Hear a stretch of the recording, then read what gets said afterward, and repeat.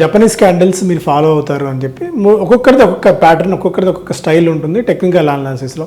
మీరు మేజర్గా 200 DMA మేజర్గా ఫాలో అవుతూ ఉంటారు మూవింగ్ యావరేజెస్ పాయింట్ ఆఫ్ వ్యూలో. అంటే స్పెసిఫిక్గా అది సెలెక్ట్ చేసుకోవడానికి ఏదన్నా రీజన్ ఉందా, అంటే రేషనల్ ఏమన్నా ఉందా, లేదంటే మీరు దాని మీద ఎక్కువగా ఫోకస్ చేయడానికి దాని ఆధారంగానే మీరు మేజర్గా స్టాక్స్ని కానీ ఓవర్లో ఇండెక్స్ని కానీ మీరు ట్రాక్ చేస్తుంటారు కాబట్టి ఎన్ని మెథడాలజీ ఆర్ ఎన్ని రేషనల్ మీరు దాంతో కాన్ఫిడెంట్గా ఉండడానికి?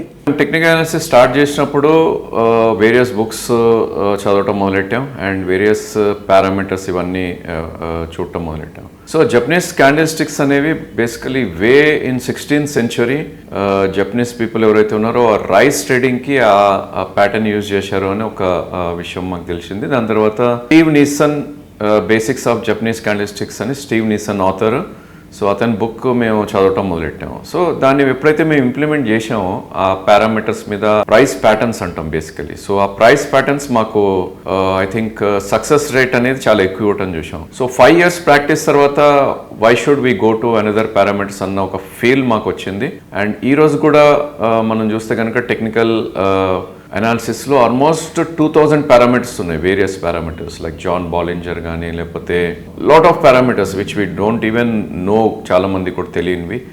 అండ్ ఎప్పుడైతే మాకేదైతే వర్క్ అవుతుందో అండ్ ఈవెన్ ఈరోజు కూడా ఏదైతే ప్రూవెన్ ఇవి ఉన్నాయో అండ్ స్ట్రైక్ రేట్ ఎంత ఉందో దాని బేసిస్ మీద మేము స్టిల్ ఈ రోజు కూడా ఫాలో అవుతాం. బట్ ఏంటంటే మూవింగ్ యావరేజ్ కూడా మేము తీసుకోవటం ఎందుకు అంటే కనుక basically long term, medium term and short term ట్రేడ్స్కి ఏవైతే ఉంటాయో అవి ఉపయోగించడానికి మూవింగ్ యావరేజ్ తీసుకుంటాం. సో 20 day, 50 day అండ్ 200 dayని ప్రిసైస్లీ ఎక్కువ తీసుకుంటాం. 200 day మూవింగ్ యావరేజ్ ఎలా వచ్చింది అనేది వి ఆల్ నో, బికాస్ 1 yearలో ఏవైతే ఉంటాయో 200 to 10 ట్రేడింగ్ సెషన్స్ ఉంటాయి కాబట్టి 1 year బియాండ్ ఇన్వెస్ట్ చేసే వాళ్ళకి 200 day మూవింగ్ యావరేజ్ మనం చూస్తాం. అదేవిధంగా 20 days for 1 month and probably 50 days అంటే 3 months. సో ఈ టైం ఫ్రేమ్ వల్ల అవి మేము తీసుకోవడం జరిగింది.